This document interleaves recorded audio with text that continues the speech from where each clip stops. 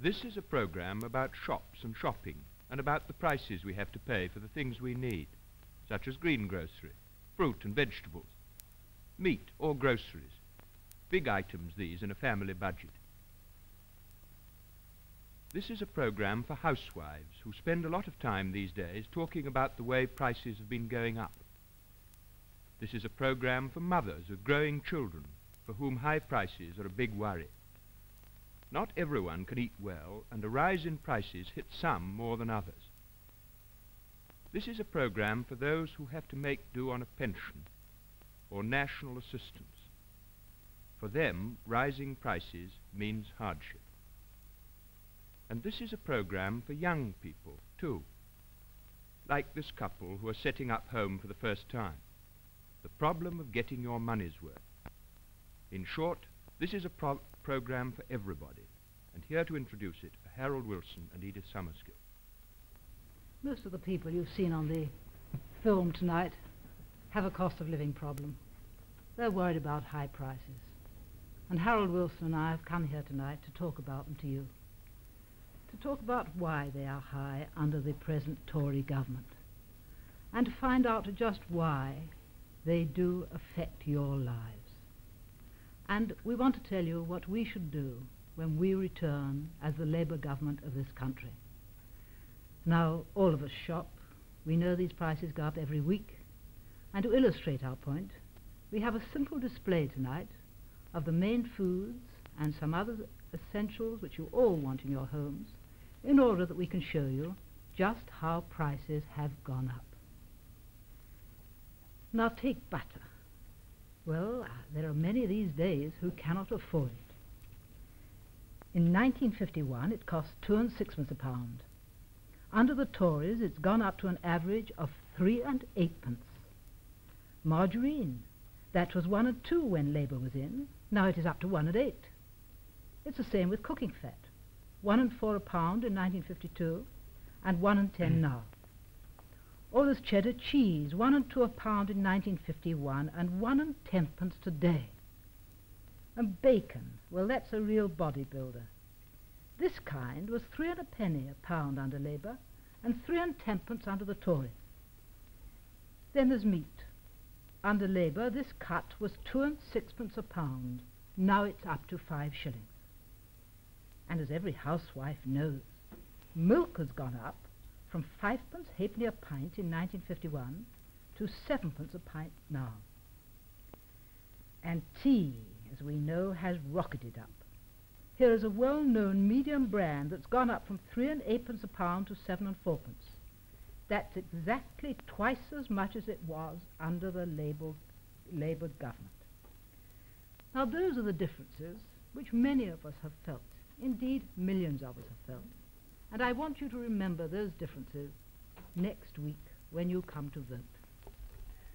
Well, there you have the prices then and now. And yet all Mr. Macmillan could find to say last week in his broadcast was to admit that prices had gone up a bit. Now, why have prices risen? Well, certainly it's very different from what we were promised in 1951. Do you remember all those Tory posters? Mend the hole in that purse. Conservatives will fight the rising cost of living and all the rest of them. Do you remember how the Tory leaders all pledged themselves not to cut the food subsidies? Sir Winston Churchill, Mr. Butler, Lord Woolton, and Dr. Charles Hill.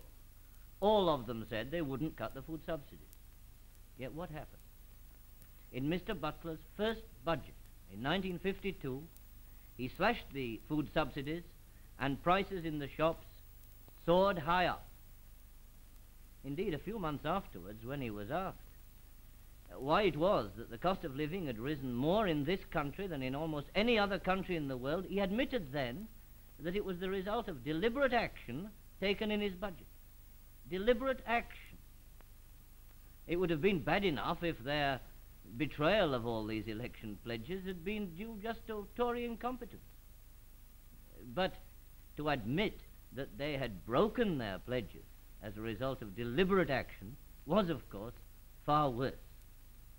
Now, of course, we must admit that this country is dependent on world prices, and that when world prices are shooting up, it's difficult to keep the cost of living steady here.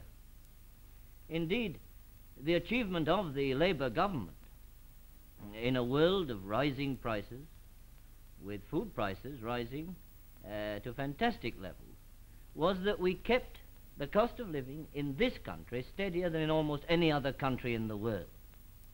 The achievement of the Tory government over the last 3.5 years has been that with world prices falling, and with food prices falling a great deal of the time, the cost of living has risen more in Britain than in almost any other country for which figures are available.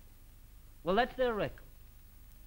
Labour managed to keep prices relatively steady in the 6 years we were in office in a number of ways. There was bulk purchase, for example. We were able to buy the goods, the foodstuff, raw materials, and all the rest of it more cheaply than most other countries because of our government bulk buying. There was price control.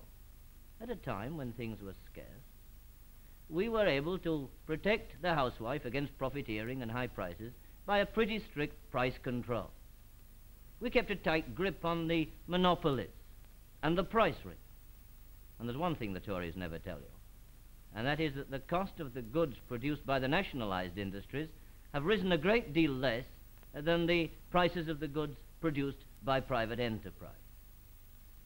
Now, the Tories have scrapped all these defenses of the housewife. They've scrapped bulk purchase. They've scrapped price control.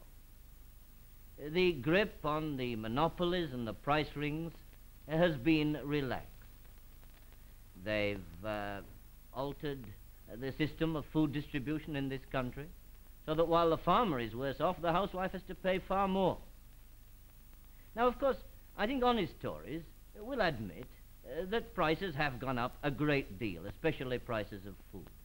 But of course their answer is this. They say, oh yes, but wages have gone up far more.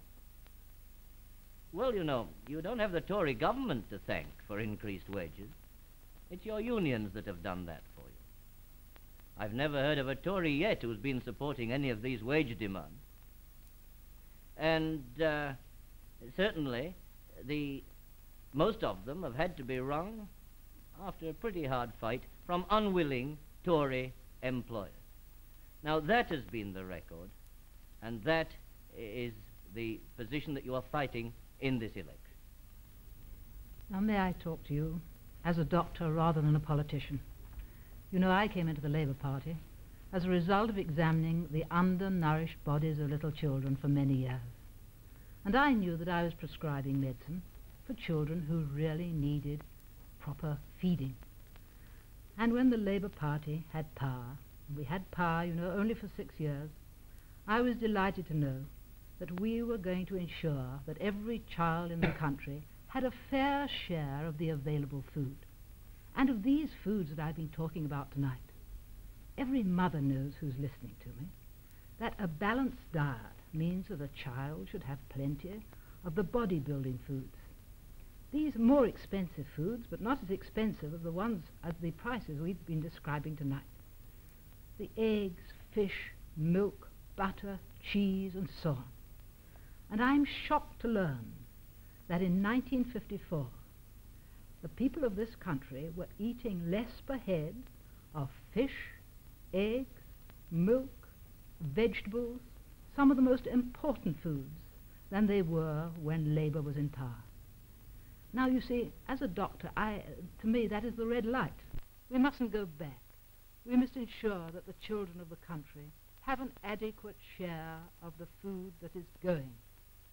And we must adjust prices so that you can buy it.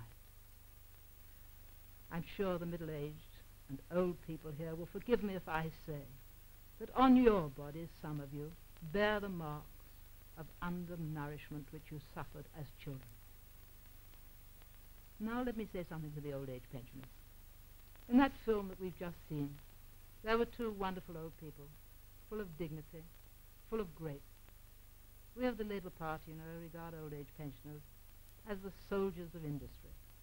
and we believe that they deserve well of the country.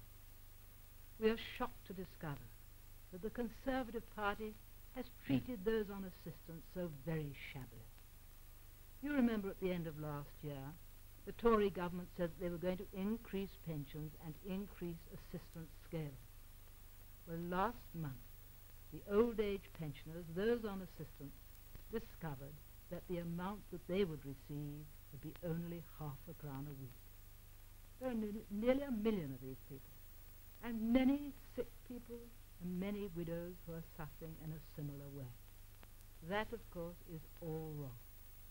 And when we are returned, we give you an undertaking that one of the first things that we shall see to is that the assistance scales are increased in order that you can buy these foods which are so necessary to you today.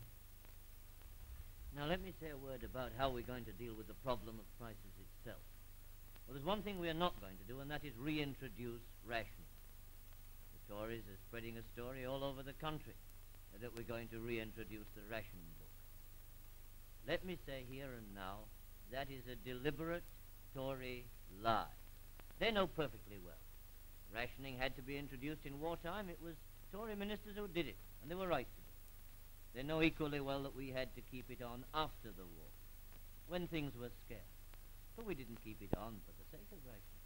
Whenever we could, we got rid of rationing. For example, in 1949 at the Board of Trade, I took a whole series of things off the ration. Household textiles, furniture,